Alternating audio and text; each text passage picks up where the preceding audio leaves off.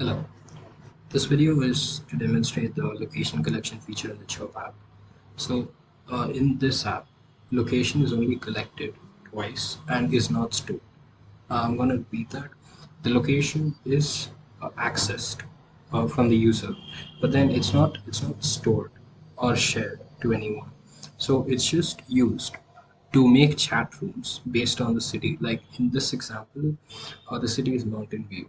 So whoever lives in Mountain View is grouped into the Mountain View chat room so that this allows users living in the same city to interact, and the name Mountain View is not stored anywhere or is not shared.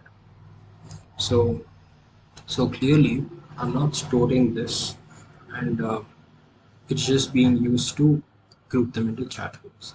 That's all the location feature does in this app. Thank you.